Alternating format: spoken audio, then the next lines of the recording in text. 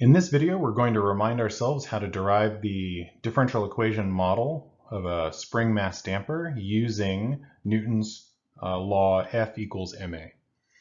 So just to remind you, some of the basic elements of mechanical systems, we have a spring here with a constant K. That K describes the springiness of the spring, so the stiffer it is, the larger K is. And we have a dashpot or damper, and this B represents the viscosity of the fluid inside. And so a dashpot works with, it's a can with a plunger inside, and the thicker the liquid is inside that can, the slower or the harder it is to pull that plunger through quickly. And just like if you're moving your hand underwater, the dashpot works in the same way. And so we model that actually as resisting the velocity of the motion. And so if you try to move your hand through water quickly, it's relatively hard. If you move it through slowly, you don't feel a lot of resistance. And so that's why we model the force on the dashpot as minus B times, in this x dot, where x is the velocity of the displacement. Remember, this force of a spring is given by minus kx, where x is the displacement. So now let's take a look at this specific example.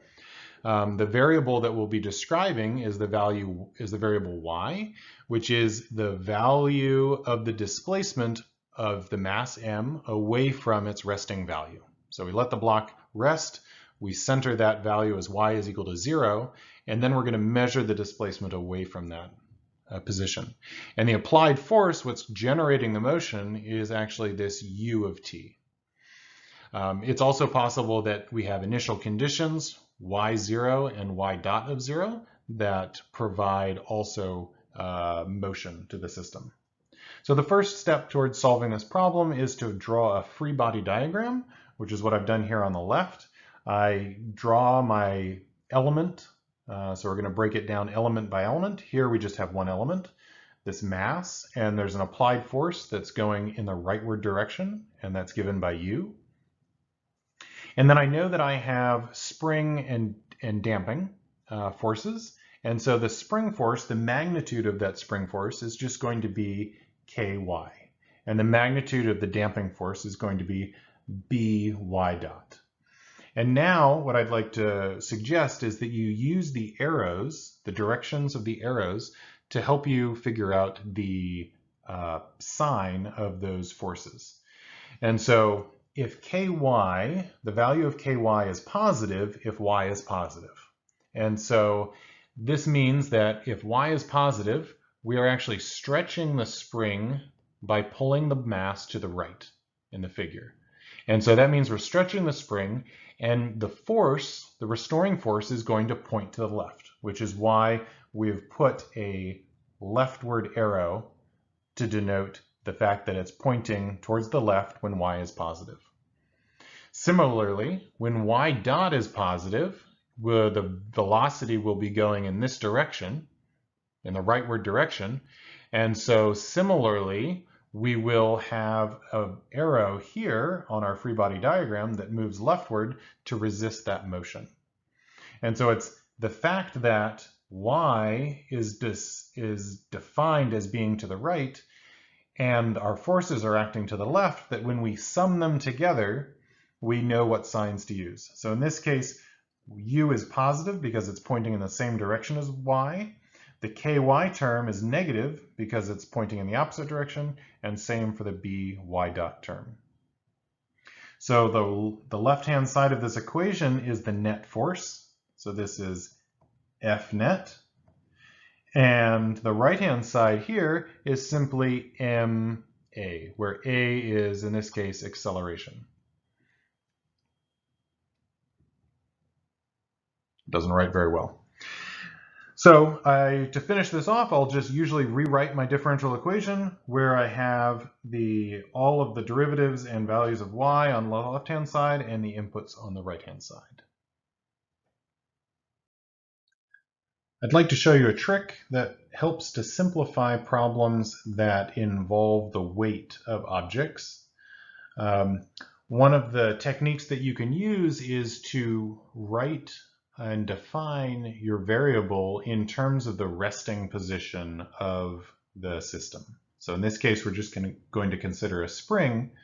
If we don't have a weight on the spring, then this spring is a certain length.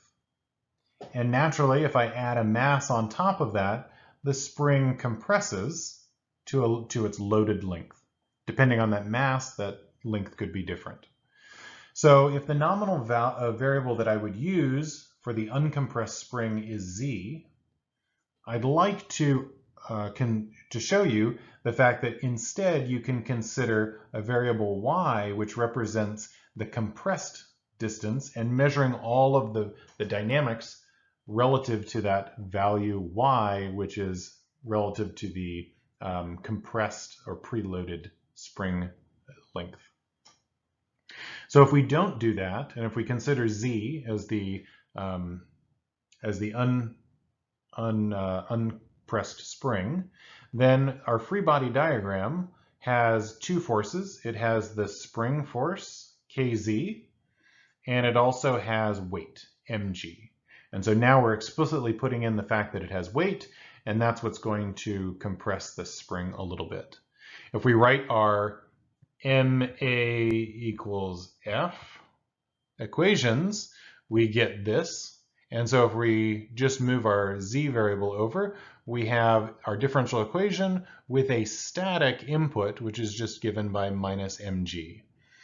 I'll show you, we could solve this equation and see this exactly, but I can show it to you another way. If we define a new variable y, which is the preloaded equilibrium distance, as z plus this quantity, and then I resolve for z, I get y minus that same quantity. And then if I take the derivative, this is just a constant, and so I just get y dot, and z dot double dot is y double dot.